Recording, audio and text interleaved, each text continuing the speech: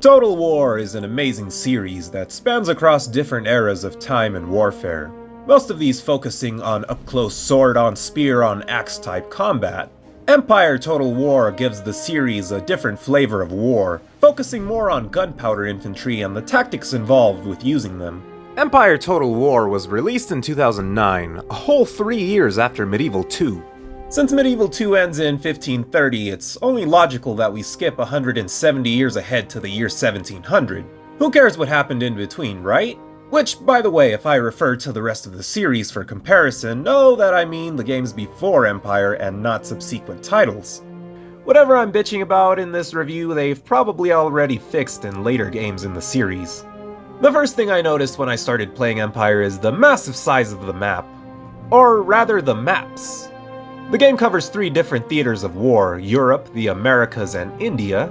You could easily spend all your efforts throughout the campaign trying to completely conquer even just one of the 3 maps. There's 11 factions to play, no unlocking is necessary, unlike in Medieval 2. Most of these are European powers, since the game's main campaign is centered around European conquests around the world during the Age of Sail. Though you can definitely play as the Maratha Confederacy, an Indian faction that's Indian as in India, and the Ottoman Empire, even though that's still kind of in Europe. The Warpath campaign lets you play as the Native American nations, giving you a chance to push out the European invaders. There's 11 playable factions, but there's actually 31 other minor factions and 14 emergent factions, bringing the total count to 42 to 56. Empire has overhauled the city management systems of Medieval 2, and by overhaul I mean stripped bare. You can only build a modest range of buildings and cities, less so if it's in a historically poor or colonial area, and things like mines and factories, which add to your income, are relegated to the local towns that slowly spring up in your territories as the turns pass by. Each town produces one type of income: factory, mines, fur, etc., depending on the town's location. I guess they were trying to make the city management a little less overwhelming and cluttered.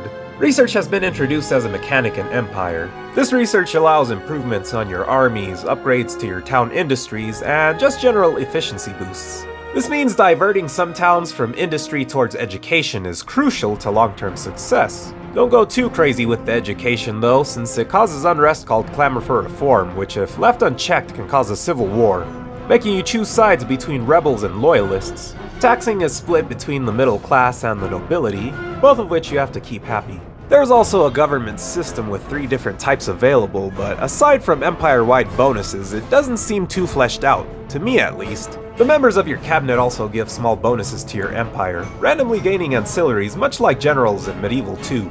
There's also elections, but it doesn't seem like you have control over what happens in any of this. Aside from losing a few small empire-wide bonuses, I really don't care who wins the elections. I don't know, maybe I'm just too stupid to get the importance of this feature. Real quick, let's talk about the agents. There's 3 of them: missionaries, gentlemen, and rakes. The missionaries help convert populations, both ones you've taken over so they stop bitching, and the ones of your enemies so they start bitching.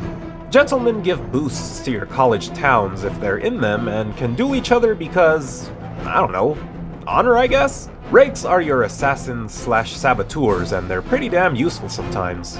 Unfortunately, you can't simply train agents in this game. The game just decides when it's going to give you the agents. This is based on whether you've built the required building in one of your towns. Now let's discuss the warfare aspects of this game. I mean, it is Total War. Empire is the first game in the Total War series to introduce the full-scale deployment of gunpowder in warfare. This game-changing technology has you rethink your tactics slightly, since you are, for the most part, no longer engaging in bloody melee. Cavalry still play an important role in the game, but with everyone armed with muskets with bayonets, cavalry charges have been seriously nerfed since Medieval 2. Cavalry should really only be used on undefended flanks or taking out undefended enemy artillery, lest you be responsible for the deaths of dozens of horses. It's really satisfying to see the enemy try and charge you, only to shit their pants running when they get hit by a well-timed volley. Sieges are a bit different in Empire. Cannons have pretty much taken the place of siege engines, but something curious that they added was the ability for foot soldiers to scale enemy walls on grappling hooks. I don't know how historically accurate this is, but regardless, you don't often see colonial troops acting like ninjas. In any case, this new ninja grappling hook crap, along with city walls no longer being prevalent, means you don't even need cannons to siege anything, really. This is fine because many early cannons in this game are better at shock value than knocking down walls. Also, the enemy AI is kind of dumb in battle unless it's a specific scenario. The computer's tactic is always to march their lines right at you, into your cone of fire. The AI also tends to make some other questionable decisions in the heat of battle. There's a few other differences in Empire when you're taking people's shit. For one, when you take a city, you're no longer given the option of engaging in wholesale slaughter of the local populace. All well and good for human rights, but it really leaves the question of rebellion open, which annoys me to no end since it really slows down the ass-kicking. Instead of killing everyone, you have to just not tax them, entertain them, and oppress them with soldiers for a few turns. I know. Adding to this, you don't capture any soldiers during the battle, so now there's no prisoners to execute afterwards. Like I said at the beginning of the video, it just takes forever to take over the maps, which honestly between the rebellions and money problems just doesn't seem worth the effort or even a possibility. Another difference is you can't wait for the weather to change. If it's raining, well fuck you, eat shit. One nice thing that they added though is that you can demand the enemy's surrender before you begin the battle. Not that the AI ever surrenders unless your stack is 4 times larger than theirs, but it can sometimes save time not having to have a battle between your half stack of line infantry and their 1 or 2 units of peasants. Naval battles were added to Empire, and it's a very welcome addition to the series considering how well they pulled it off on the first try. There is a lot of ship variety in Empire, and the amount of detail they put into the ships is just beautiful. It's amazing to see cannonballs rip through the wooden hulls of ships or how the crew will jump for the ocean when their ship begins to sink.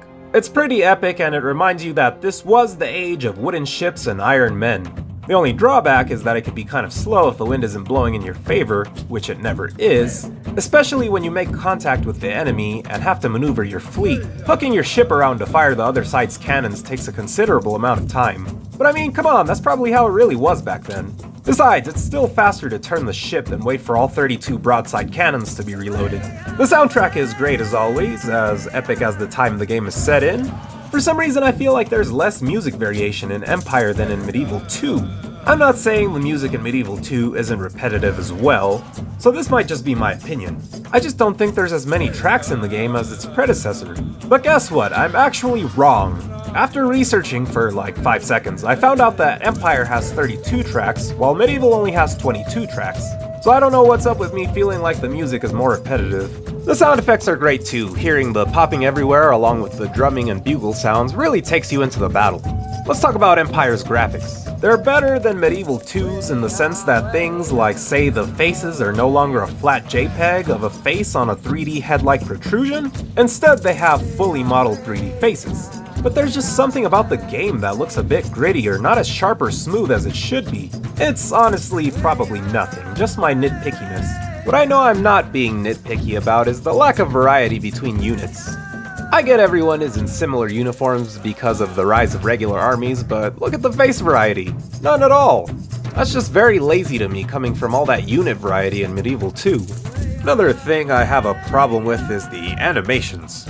Out of all of the Total Wars that I've played at least, I feel Empire is the worst with this. They're glitchy and some of them make no sense. It's hard not to notice. The only way not to notice is to not zoom in too much, which to me is the whole point of playing Total War. Sometimes even the user interface glitches out. Overall, I feel like Empire Total War is a good game, but I can't stop feeling like there are elements that the game is missing or not as fully implemented as they should have been. It's not like there's any deal breakers though. If you're really on the fence, wait for it to go on sale. I've read that Napoleon Total War is actually a better version of this game, set in or around the same time period. I played that game like 1 time, so I have no personal comparison to be honest. Also, here's a little scorecard of the game's various aspects. Maybe I'll start using it in future reviews. Thanks for watching. If you found this review helpful or enjoyable, please be sure to like, comment, and subscribe. Don't forget to check out my other videos too, and I'll see you next time.